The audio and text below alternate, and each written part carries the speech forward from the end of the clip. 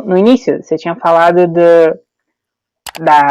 que tem digamos assim, um movimento brasileiro de retorno ao ceticismo, né? Porque tem uma coisa quando a gente falou dos filósofos céticos, parece que eles defendiam uma posição muito radical na antiguidade e tal, e que hoje em dia isso não está muito mais em voga. Mas que tipo de ceticismo é esse que as pessoas estão meio que acatando hoje em dia? Do que se trata exatamente, né? E o que ele é e tal. Eu queria saber, principalmente por causa do trabalho do professor Oswaldo Porchat, né? Que ele tem um trabalho envolvendo ceticismo e tal. Exatamente. Esse é um ceticismo pirrônico, ou no caso do Porchat, neopirrônico. Né? Porque o que faz o sexto empírico, né, no século II depois de Cristo, nessa época você já tem um corpo enorme de filósofos dogmáticos, no sentido grego do termo. Né? São filósofos que têm opiniões, que defendem visões sobre o mundo. Né? Você já tem todas as teorias aristotélicas, platônicas, estoicas, epicuristas, etc. E o que faz o sexto é tentar entender que razões há para acreditar que essas teorias são verdadeiras. Né? E o que ele nota é que há um desacordo imenso entre elas. Na verdade, não há acordo nenhum, né, acerca de quais são as respostas adequadas sobre todos os aspectos imagináveis relativos ao conhecimento. Né? Ele vai escrever sobre quase virtualmente todas as áreas do conhecimento da época, da gramática, física, metafísica, medicina, música, etc. Né? Ele era um médico, sexto empírico, né? Na verdade, o empírico, o nome dele era sexto, empírico seria o doutor sexto, porque nessa época a medicina era uma atividade empírica, basicamente de tentativa e erro, de maneira grosseira, né? E como médico ele tentava o melhor para a humanidade. Ele achava que se ele soubesse a verdade sobre causas das doenças, melhores tratamentos, a compreensão da origem da alma, ele poderia resolver as questões para os pacientes e para as pessoas em geral de uma maneira melhor. E a surpresa dele, quando ele faz a investigação, é que não há acordo nenhum sobre nenhum dos tópicos de investigação. Né? Para cada argumento, ele nota contra-argumentos, que ele acha que são igualmente persuasivos. E ele, honestamente, é incapaz de decidir entre esses argumentos. Eu não sei se vocês já passaram por essa situação, onde você lê um artigo sobre um certo tópico, você lê e fala, parece razoável, sim, muito bom. Aí você lê um outro artigo defendendo a posição contrária, e você lê e fala, pode ser razoável, muito bom. E aí você está nessa situação, porque você sabe que eles não podem ser ambos verdadeiros, assumindo a lógica clássica. Né? Então, o que você faz? Um caso como esse, o sexto suspendeu o juízo. E aí aconteceu uma coisa para ele que foi surpreendente. Ao suspender o juízo, ele obteve exatamente a tranquilidade que ele achava que ele somente obteria se ele descobrisse a verdade sobre o assunto. E ele, bom, a época helênica, né? A filosofia nessa época é uma forma de vida e é muito importante para os helenistas que a filosofia tem associada a ela uma certa conduta. Né? E essa tranquilidade, essa ataraxia que ele buscava, ele conseguiu de um outro jeito, ele conseguiu pela suspensão do juízo. Se isso é psicologicamente plausível ou não, existem debates intermináveis ao longo de toda a história do pirronismo. Né? Mas o que é muito interessante, me parece aqui, é o fato de que o pirronismo é um estudo sobre conhecimento. Né? Ele é uma tentativa de você investigar qualquer questão, onde você vai tentar determinar, ok, vamos ver onde estão as evidências. Né? Quais são as evidências a favor de qualquer tópico em questão. E é isso que o pirrônico vai fazer. Ele vai buscar as evidências. Então ele nota evidências a favor da posição P, há também evidências a favor da posição contrária. E nesse caso, se as evidências forem igualmente potentes, a suspensão de juízo parece de fato adequada. Né? E o que faz o Pirrônico é mostrar que, do ponto de vista da racionalidade e da estrutura argumentativa dos filósofos dogmáticos, daqueles que buscam estabelecer a verdade, eles não possuem o conhecimento em questão. Então não é o cético pirrônico, que está determinando isso. Né? Ele não está provando isso. Ele está mostrando que são os critérios, segundo os critérios dos filósofos dogmáticos, eles, filósofos dogmáticos, não possuem o conhecimento ou a justificação que eles afirmam.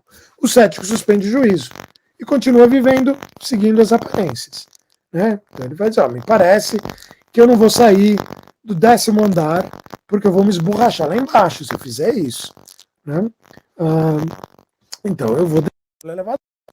Né? Ou, melhor ainda, pela escada e faço um pouco de exercício. Aí no caso, então, o que é uma atitude de investigação. Então o ceticismo pirrônico não é uma doutrina. Ele não é uma série de teses. Né? Não é ser um cético pirrônico não é acreditar que existam certas coisas ou acreditar em objetos de um certo tipo.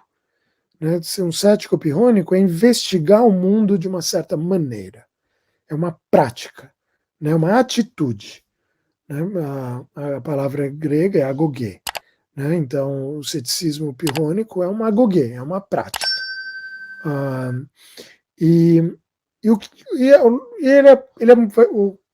O que, na verdade, o cético pirrônico faz, ele é o desmancha prazeres, né? É o chato. Enquanto lá estão os dogmáticos, todos felizes, tentando construir os seus sistemas, estabelecerem as verdades, o pirrônico está lá reclamando, fala, espera um pouquinho. Como é que você prova esse negócio aqui? Como é que você estabelece esse resultado? E esse aqui, você diz isso, mas olha, tem aqueles que negam isso e tem essas outras razões. Então ele acha que os dogmáticos são precipitados. Eles sentem as crenças de uma maneira muito rápida e que mais investigação é necessária.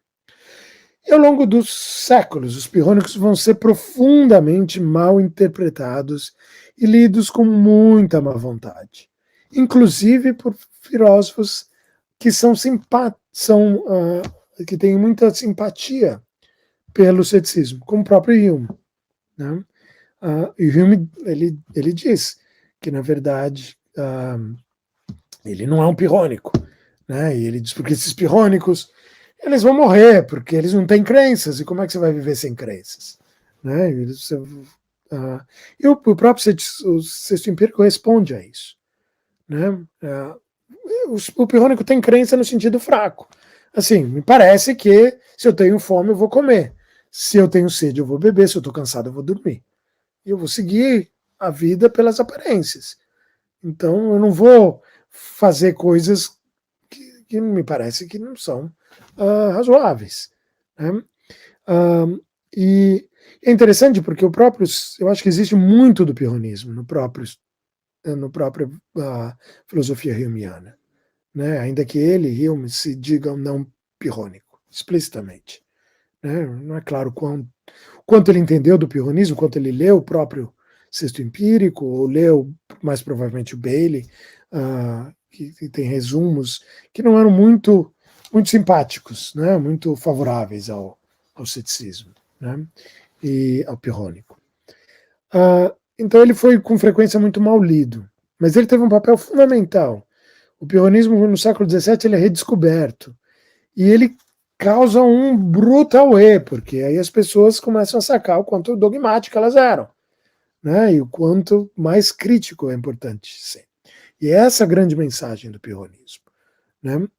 E o que faz o Porchat é algo muito interessante, porque ele diz há algo positivo que é possível que um pirrônico faça, porque o sexto empírico, basicamente, ele só enche a paciência. Ele dá os argumentos e contra-argumentos e pronto, ele não tem como objetivo colocar algo positivo. E o Porchat diz, não, eu acho que é possível desenvolver algo positivo, né? E a ideia desse algo positivo é o neopirronismo, que ele articula, que novamente, tal como uma posição pirrônica, não vai ser um conjunto de teses, porque senão é uma filosofia dogmática, né?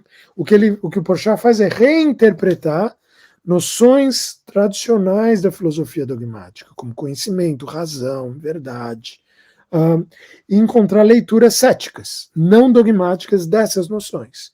E mostrar de que maneira o cético pirrônico não só é crítico com relação à epistemologia, à filosofia dogmática tradicional, mas tem algo positivo a dizer.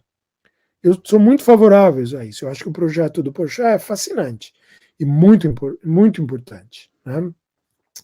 E eu acho que ele deixou um legado rico, porque tem muita coisa a ser explorada, né? A minha maneira de pensar o neopirronismo é qual é o lado positivo. Eu acho que o que o neopirrônico oferece é uma compreensão. Ele permite que nós compreendamos melhor o significado, a relevância e o impacto das questões epistemológicas e filosóficas. Por quê? Porque ao refletir criticamente sobre essas questões, ao saber, olha, existem visões que funcionam, por exemplo, a gente mencionou hoje, né? Externalismo como uma teoria da justificação. Ao entender os limites do externalismo, ao entender os limites do internalismo, com duas posições contrárias, né? Nós compreendemos alguma coisa importante sobre o mecanismo e a estrutura da justificação. Ainda que a gente não saiba qual deles seja o verdadeiro, talvez nenhum deles seja. Mas o que o pirronismo, o neopirronismo permite fazer é entender o que é possível. Então é possível que a justificação seja externalista. E se ela for externalista, ela tem estas características. É possível que ela não seja. É possível que ela seja internalista. E se for assim, ela tem estas características, né? E eu acho que essa compreensão que a investigação filosófica neopirrônica oferece é um elemento positivo. É algo que nós temos a ganhar. Então não é uma filosofia puramente crítica, né? Ela tem algo positivo ainda. Pelo menos essa é a minha forma, né? De dar um elemento mais favorável. E aí eu começo a reinterpretar como fazia. Esse é um outro livro, né? Que sobre pirronismo e ciência, que é como refletir sobre a ciência contemporânea, tal como o Sexto Empírico fez com a ciência do tempo dele, examinando as questões de uma maneira neopirrônica, questões sobre fundamentos da matemática, fundamentos da lógica, interpretação, o papel de instrumentos na obtenção de informação sobre o conhecimento do mundo, questões ligadas aos fundamentos da física, questões interpretações da mecânica quântica, todas essas questões que são centrais para os debates atuais, têm como ser abordadas de uma maneira neopirrônica, né? Tem como ser investigadas examinando os limites de cada uma dessas propostas, e assim se captura um pouco melhor a inteligibilidade e a compreensão desses limites.